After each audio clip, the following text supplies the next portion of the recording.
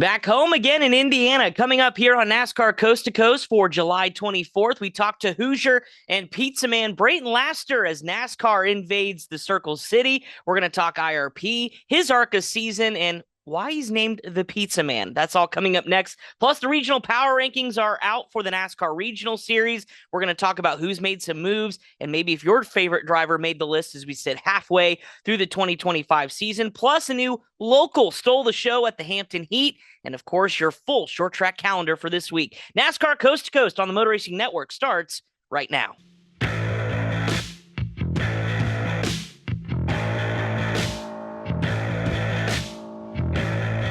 Welcome to NASCAR Coast to Coast here on this Thursday, July 24th. Joining us this week as our special guest, it's the driver of the Peterson Motorsports number 06 in the ARCA Menard Series and the driver they call Pizza Man. That's Brayton Laster. Brayton, we're coming home to Indiana, back home again. I know you still live out in Greenwood, but what's it like this week knowing that we get to come play in your stomping grounds here on the ARCA Menard Series schedule? Yeah, back home again in Indiana. Indiana's a very historic racing state, especially Indianapolis as a whole. So anytime I get a race around here is a very big deal, but especially with the ARCA Menard Series and with NASCAR in town, it's like getting to play the Super Bowl in your own backyard. And it's not the Brickyard, it's not IMS, but hopefully one day we get there. But IRP with ARCA Menard Series is definitely a pretty cool race that I'm glad I get to participate now, and for my third time in a row. Yeah, how about that? So this is obviously a big week for us Hoosiers. You know, I'm from just north of the Speedway in Carmel. I know you're from Greenwood, but what is this week like for you? Is it extra? I mean, are there, obviously I can't imagine how many people probably are coming out to support you this weekend. Do you have enough tickets for everybody? That's the first question. Uh, so yes and no. I Oh, believe that the tally we're at between sponsors coming out, fans, friends, and family is around 500 people. Um, whoa. yeah, it is a big number, and it is like mid five figures in tickets. Just for the Brayton Laster fan club. So thankfully someone else is handling all that, and I don't have to dig in my pockets for that. The really cool thing though about racing at home is I get to sleep in my own bed the night before the race, That is and that fair. You probably get the best night's sleep ever out of anybody. that's a very big deal, especially because I drive to every racetrack: Phoenix, Daytona, Elko, Lime Rock. I drive everywhere, and so you're talking multiple nights sleeping in the car or in a little motel wherever you can find under $100 a night, and so getting to sleep in my own bed before a race is a very cool aspect of it. Why drive to the races? Is it just maybe something fun to do, like a road trip? Do you not like flying? I mean, because I can't. Listen, I love a good road trip, but from Charlotte to Phoenix, no, thank you. It's a little bit of a budget thing. Just Yeah. obviously like going out to Phoenix during NASCAR week and you're talking easily 1,000, 1,500 bucks. And another thing is I am worried sick. And now this isn't a super big reason, but it seems every time that we have a lot of drivers fly somewhere, someone's helmet bag goes missing, someone's fire suit bag Yes. goes missing. And I've kind of gotten in the habit of leaving a lot of stuff with the team and with the trailer as they travel. But for the most part, I have one pizza helmet, I have one ARCA approved fire suit. So it's not like I have a spare just kind of sitting there, ready to go in the event that somebody gets left, in Minneapolis or whatever. Yeah, good point. I don't think it was too long ago. I remember seeing the saga of Noah Gregson trying to find a helmet that got shipped to Florida, and he was out in Iowa or wherever it was last year. It was pretty incredible. But all right, so before we get into, there's a lot of things I want to get to with you, but let's just start at the basics. Hoosier, how obviously you like myself. I remember being in school. You learn the winners of the Indy 500 before we learn our multiplications tables. You've probably been to the Speedway since you were basically out of the womb. What are your earliest memories just being around the sport of racing and your exposure to it as a kid? So I'm gonna get crucified here. I've only actually been to IMS probably a dozen times. And Wow. I've never seen the Brickyard. I've never gone to the Brickyard. Um, Really? yes, I've only been to the Indy 500 two times, and I love it. I love watching it. But normally, so my dad though grew up, in the 80s and the 70s going to IMS. And it was the party animal. He fell He in was in the love. snake pit. Yeah, he fell in love with racing, and that was how we got started racing is he kind of fell in love going to IMS and the snake pit, and then he kind of started, working on cars a little bit, and then started, he got like a mini stock or in a late model in the 90s and early 2000s, and he started racing himself around the Indianapolis area at the Indianapolis Speedrome here on the east side. And so when I was about 6, 7 years old, I hopped in a go-kart for the first time, but it was mainly going to the track at a very, very young age with my dad, just like kind of watching races, watching him race. And normally when it came time to, go like Brickyard weekend or Indy 500 weekend, normally there's a lot of big races going on during those weekends, Oh yeah. especially with Indy 500. And so normally I would be like gone Thursday, Friday, Saturday in school or racing or traveling or racing. I'd get back Sunday and just be exhausted. And Yep. I've always wanted to go. And like the one year I went, I fried like, a tuna fish, and like I was already exhausted. I was already sunburnt, and I walked out of there looking like an Oompa Loompa. And so that was a great experience. But I've always loved going to the racetrack. And that's a one thing that I wish I did more though, is I went as a fan Yeah. versus, as a crew guy or as a driver or, you know, to work. I wish I could go just to enjoy it a lot more. Yeah, absolutely. You mentioned the speedrome. I know that's where you really got your start, and really the story of the Pizza Man also started as well. What are your earliest memories running go-karts around that place? I remember going to the Figure Eight World Yeah. Championships down there as a kid. That is insane. My buddy Dylan Welch ran a midget. I back in the USAC regional midget days, ran one around there for Bob East. But what is the speedrome like for folks that maybe haven't been to the east side of Indy and seen it? Because I know a lot of people know IRP, but they Yeah. forget that there's another pavement track there as well. Yeah, speed drum, it's a little bull ring. I want to say it's either a quarter or fifth mile, somewhere in between, and it's flat. I mean, it makes Martinsville look like it has banking on it. I think speed drum has negative banking. And so it is, chrome horns, they're using their bumper. Even go-karts are sitting there, moving people. And I raced those for 3 or 4 years there, and they have a kid class called the Junior Fast Karts, and that's where a lot of drivers, get their start at the speed drum. And then at 12 years old, I was sitting there racing Thunder cars. Got a 1977 Ford Thunderbird. Paid $750 for it, race ready. Went and we, Nice. we beat the fenders off of that thing. And you mentioned that the figure eight, the road figure eight 3 hour championship. I've ran in that a couple times now, and that was my first big like jump into full size cars outside of like street stocks, was in the figure eight late models. And for those listening or watching that don't know what the figure eight is, imagine like a four-way stop, but you don't stop. Yeah, you Like guys are crazy. yeah, it's a full blown intersection. The course is in the shape of an eight, and you gotta, bob and weave through traffic and try to avoid people. And I've only wrecked, I think, twice, in the crossover out of I've done 40 or 50 figure eight races, and I think Wow. though I think it helped me with like wreck avoidance in ARCA, because I went to Daytona that first year in 2022, and I was dodging wrecks. I looked like a cup guy out there dodging wrecks. I was kind of grinning in the ear in the car. I'm like, this is pretty cool, Like, I don't know Yeah. where I'd learn to do this, but there's just so many awesome memories, though, out at the speedrome, just, from the early go-kart days, winning a lot of heat races and trying to go for that first feature win. It took me years to get that first feature win. It'd be like we would lead every single lap except for the last one, 8 weeks in a row, and we'd win Oh my 14 gosh. heat races. And it was so painful because there were so many what if moments. And then we got that first feature win. And it took me like 4 or 5 years. Like I said, we had probably 20 or 30 heat race wins and a million second places. But once you get that first feature win, that was a really cool moment, though. I read an article too. I think that ARCA had done a while back, and it talked about your dad Dane, who was I know a big part of your racing career. And he said he kind of felt bad because in your early years you would drive a quote Frankenstein-esque race car because it wasn't necessarily the top-notch equipment, but it Mhm. taught you how to drive what you could hard.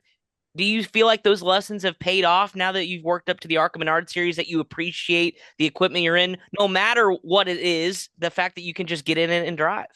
100%. There's a couple guys in racing that they if they're not in contention to win it, they don't want to drive it, which is totally fine. I get that. There's a lot more fun in doing that when you're out there. Yeah. They're competing for a win, and I've always been the small fish in a very, very, very big pond. And that's kind of where I feel like my place is in ARCA and NASCAR. I don't know if I'm ever going to have a full blown career at this level or any level above it. It'd be pretty cool to say I could or I did. But as far as respecting the work that goes into these cars, that the team Wayne Peterson Motorsports are down in Pulaski, Tennessee. It's about 4.5, 5 hours. I still work throughout the week here in Indianapolis, so it's hard for me to go down there. But I go down there when I can. Every off week, I'm down there for at least a day or two, just kind of helping the car. Last night, we have a sponsor appearance this morning here in Indianapolis. The team got in at 4 o'clock yesterday, and we were up until about 3 or 4 wrapping the car. 3 or 4 in the morning, in this morning, wrapping the Wow. car to go through and get it, taken care of. But taking care of the car on track, I mean, we're a very small team, and I don't want to say we were kind of Frankenstein-esque, but sometimes you get what you got and you got to deal with it. And, with Yeah. ARCA, there's a lot of older chassis out there. Like a lot of our cars are 2001, 2002, 2003 old Gen 4 chassis. Old Bill Davis. We have a old Tip Ganassi with Sabco. I didn't even know what Sabco was. That's how, old, Yeah. old school it was. I had to look that one up. So we have a lot of older chassis. They're not quite the greatest equipment, but I think we put the time, we put the effort and the work into it. They get us on track, and we can slowly start upgrading. Them until we get like their max potential, and it might not be a winning car, but a top 10 or a top 15 car. And we're pretty happy with that, considering we know our budget compared to a lot of the budgets of the bigger teams. Yeah, absolutely. It's an amazing story, and I appreciate that perspective because like you said, even though it may not be a race winning car or vehicle, the fact that you know what gets put into it and you're a part of that, and it's not just you just kind of fly in, show up and not really deal with all that. I think that's almost lost nowadays with a lot of Mhm. drivers. They just kind of come in and, oh, I wrecked it. Okay, no problem. See you guys next week. Well, you don't see the fruits of the labor of the smaller teams that have to go through all that stuff. So that's really awesome. Okay, so before we get to a little bit more recent, Pizza Man started at the Speedrome. Your love of pizza. Was it always a love of pizza, or did it start at the racetrack? So it was originally a love of chicken nuggets. And Oh, at some point, we just kind of got lost along the way, and I discovered pizza, and there was no going back. Like I had that, I just fell in love with pizza going to the speedrome, and the concession stand was my favorite pastime growing up there sure. at the track. If it was raining out, I'm trying to buy a whole pizza for $5 if I could, Yeah, and so I just fell in love with pizza and growing up and actually middle school was a big part of it. I was kind of that nerdy kid. I had my Pokemon cards, and I drove race cars on the weekend. yeah. And I had a pepperoni pizza backpack. I now have two pizza backpacks that I take to the track every week. And so people would see them go, oh, that's so cool to have a pizza backpack. But I had the pizza backpack before, anything else. I had, Yeah. pizza hoodies. I had t-shirts. I had pants. I had socks. I had underwear. I was decked out. I was sauced out in Where do pepperoni you pizza. find this stuff? Oh, that's the best part is it got to a point where like I would just go to a flea market or something and find like a pizza socks. I'm like, well, now I gotta get them. And so the Yeah, collection just kind of almost like a die cast collection. Just find one that you really like, and you like, oh, well, now I need another. Now I need another, and you just kind of keep yeah. buying stuff until it all adds up. And between the pizza love of the speed drum, people are calling me the pizza kid out there. But then I started wearing the pizza apparel. That was when it all really kicked off. And I got the pepperoni pizza helmet in 2018. That was my first ever like new helmet I got as a gift. Yeah. And at that point, it combined with the racing, and then I never really thought of it as like a brand.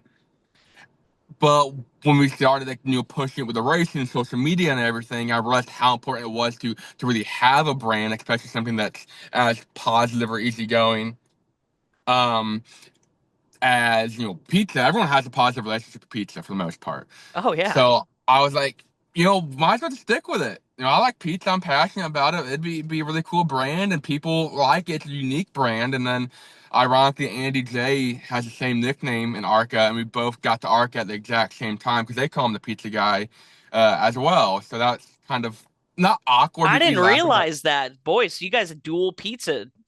Yeah, we laugh about that a lot because he's a pizza delivery guy and I Yeah, eat it, so we could be like best friends if we could just work together. You there you you go. know. It's like So Batman and Robin. You got the pizza delivery driver and the pizza connoisseur. luckily we haven't had any incidents on track yet, but If That's we good. did, we would do it out over pizza, I'm sure. What's your favorite pizza? And then do you have a favorite pizza joint in Indy that for those of us traveling in should probably visit? So I just like a plain pepperoni. Like I'm just Yeah. plain sauce, cheese, pepperoni. I like a good New York style, and that will lead into my answer for the other question. There's a place in Greenwood called New York Slice. It's outside Oh, the Greenwood Park Mall. It's okay. a classic New York style pizza. It is incredible. I do like a good Casey's pizza though. It's hard to beat Casey's. Oh, especially a good Casey's breakfast pizza if you're on the road. Oh, son, that's what. Okay, so then this is the other topic because I have a 50-50 answer on it. Pineapple, does it belong on pizza? No, it does not. Okay, so I shouldn't tell you that Domino's is the only time I'll get bacon pineapple because it tastes a little bit better than I don't do it anywhere else. Domino's, if I'm in a pinch, bacon pineapple, I'm gonna get crucified on this show. That's fine. I think it does, but only in that case. Anyways, we move on. Let's talk quickly about this weekend.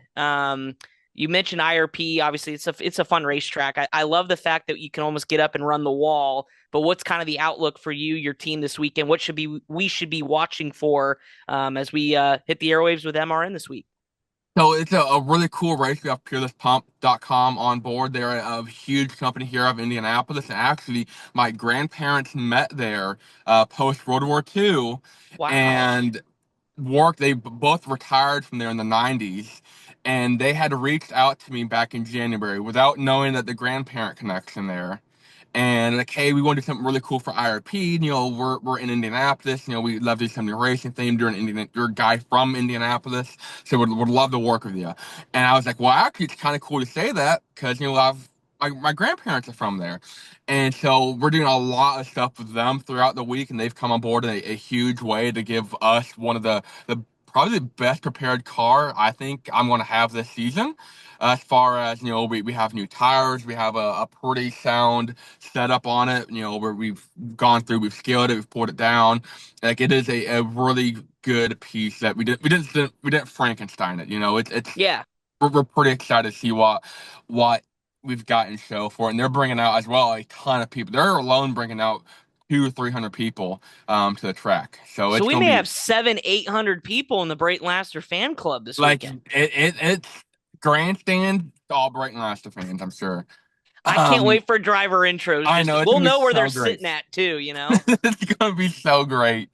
So we're really excited about that. I've ran IRP the last 2 years now. This is my third time. Last couple times, or the first time it wasn't great. We ran 30 or 40 laps, I think. And that was my first time ever at IRP. And so you talk about running up by the wall. It's a very unique short track. It's almost like a smaller version of Darlington, which I Yeah. haven't run Darlington either. But you definitely learn to play the grooves. And I did a lot of dirt racing as well a couple of years ago with dirt late models. And it's almost like dirt late models. They're running the bottom, they're running the top, and the groove and the line will change throughout the race.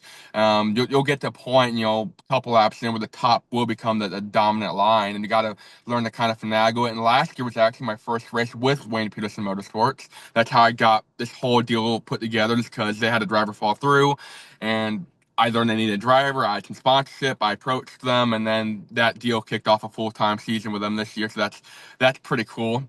Yeah. But go out there, finish hopefully with no issues, because when you're more competitive, we talked about taking care of the car. I literally outside of Daytona where we had a mechanical issue that caused a wreck, there has not been a single scratch on a car all year. I have not dented a fender. I have not like There outside you of rubber go. marks. There hasn't been a single. It's $0 in damage this year.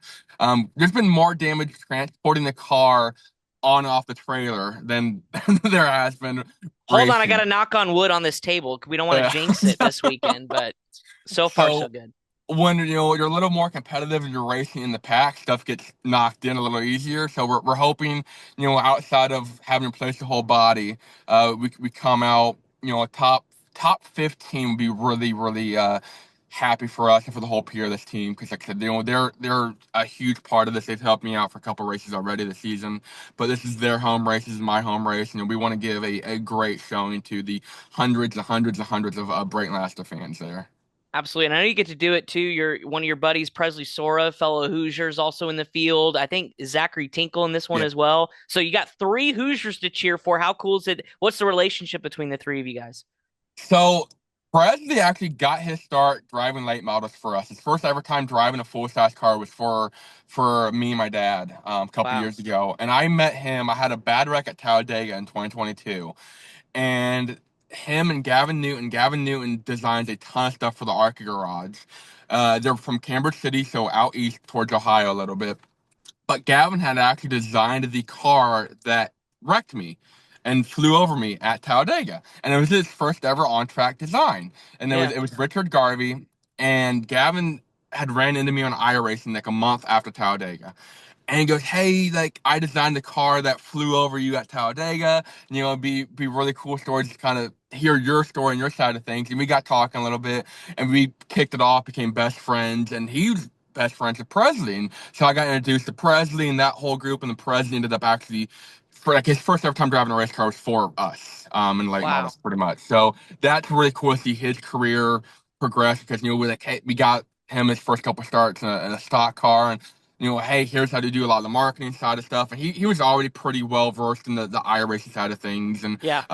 growing a brand on iRacing. But helping him get that first step. And then me and Zachary are pretty good buds. We work out a lot here in Indianapolis at the same gym, and we race against each other a ton. We've never actually had shared a track though until Daytona 2022, which we always thought Okay. was kind of funny because we both raced around the same tracks and the same series, we just never went head to head. So Yeah. that was pretty neat. And he raced for Wayne a couple years ago, so it's neat to kind of see almost the same timeline a little bit as Zachary. And actually, Prezi was here last night, and Gavin a little bit helping us, wrap this car and put decals on it a little bit and make sure it was kind of clean and there were no bubbles in it, and no, you know, crazy stuff going on. So Yeah. uh, That's we're we're awesome. we're all pretty good friends. That's really cool. Really cool. And that's gonna be a special weekend for sure. Before we let you go, what's after IRP, we got some cool tracks that we get to go to still. A lot of short tracks. We got some dirt ones coming up as well, including this Springfield State Fairgrounds. What do you have circled? You're eighth in points, best finish at 13th this year. But are there any other after IRPs? We know that one's a special one, but are there any other ones you got circled as ones you're looking forward to going to? Obviously, the dirt tracks. I love the dirt tracks. You can do a lot with a little there. And, Yeah, I got a couple top tens at Springfield and DeQuan my first career. Top tens in the ARCA Menard series were at Springfield and DeQuan, so that was really cool. Salem is a very big one. About an hour and a half south of Indianapolis here. I got my best career finish twice of ninth there the last couple of years, including last year with Wayne, which yeah. a lot of people I don't think realize just how small of a team Wayne is. That ninth place finish, I think, was his best finish as a car owner with one of his cars since 1984. Wow. 40 years, yeah. Which I don't think people realize how long Wayne's been around either. Like No. he attempted the Daytona 500 back in 1982, and he DNQ'd and said, "I'm gonna go run ARCA," and well, he's been in ARCA since 1982, 83 ish. So Wayne's been around for a hot minute. So that's pretty cool to kind of be a part of that legacy and that story. But Salem is a really neat track, a really cool facility. It's a very challenging track to master, and I'm no Will Kimmel who seems to have that place figured out. Yeah. But I'm hoping we can go down there and at least get a top 10. That's awesome. Well, Brayton, best of luck this weekend, man. Looking forward to seeing you down there on the grid at Indianapolis Raceway Park on Friday with the ARCA Menard Series, a doubleheader. We got the Truck Series after them as well. So looking forward to it and enjoy the race week lead up. And hopefully you can satisfy all the throngs of Brayton Laster fans that are going to be coming out here. Thank you, I appreciate it. Absolutely. Brayton Laster going to run the '06 for Peterson Motorsports this weekend in the ARCA Menard Series. Coming up, a lot of news and notes, plus a big short track calendar outside of our IRP. We'll talk about what's on the schedule this week here in NASCAR Coast to Coast on MRN. 3, 2, 1, start your engine! The NASCAR channel is streaming now, exclusively on Tubi. Tell them we got it! Go deeper into NASCAR with 24/7 news, documentaries, and explore the vault of timeless NASCAR stories and unforgettable races. From crushing defeats to the thrill of victory. Go, baby! The NASCAR channel, always on, always free. Only on Tubi. Welcome back to NASCAR Coast to Coast here on MRN. Appreciate Brayton Laster for joining us as our guest this week. Before we take a look at the calendar and all those news and notes that are coming up this week in the world of short track racing, let's take a quick look back at what you may have missed over the weekend. And it was a lot, including the ARCA Menard Series and ARCA East combo race out at the Dover Motor Speedway in Dover, Delaware, where Brendan Butterbean Queen continues to impress in his rookie season. Not one, not two, not three, now 4 wins on the season, all at not even short tracks, which is his bread and butter coming from the late model stock ranks. Now winning at Dover for his 4th win of the season and continues to pull away in the championship and now takes home Miles the Monster, which did make an appearance, by the way, at the Waffle House after the race on Friday night. The only thing that really missing for Queen this year is, of course, a traditional short track win, and it could come as soon as this weekend at IRP. We'll see if that's the case, but Pinnacle Racing Group rolling right now with Brendan Butterbean Queen. Again, dominant, even with a little bit of an issue. I believe one of the rear end housings was loose. They've got that fixed up during the break, and he was able to pull away by a monster advantage. So a 26-point lead is Brendan Butterbean over Lawless Allen in the point standings as we head to Indianapolis Raceway Park coming up this weekend. It was a double header for the NASCAR Whelen Modified Tour. We talked about it last week. We had Monadnock host not 1 but 2 because of that rained out race from June. On Saturday, it was our 8th first-time winner this season.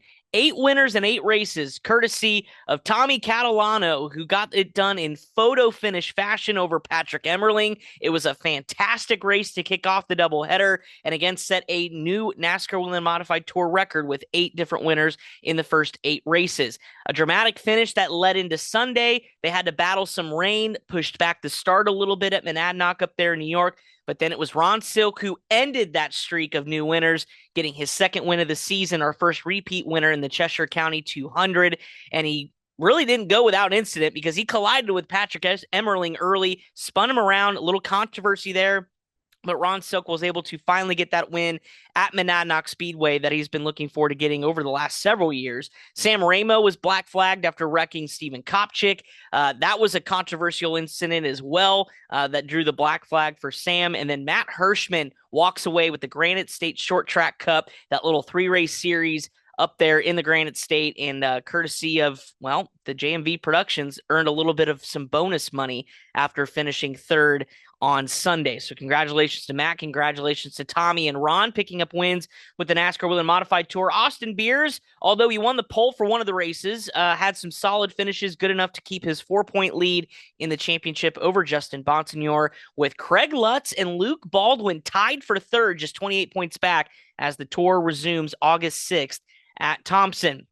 And finally, the Hampton Heat, the 2nd of 3 legs of the Virginia Late Model Triple Crown this year in 2025, goes to a local, but is not the local you may were thinking of. Yes, Brendan Butterbean Queen went from Dover to Langley and running the Hampton Heat, but he was bested by another local. Matt Waltz gets the elusive win in the Hampton Heat. Track champion from 2017 has been searching for that elusive Virginia Triple Crown race win.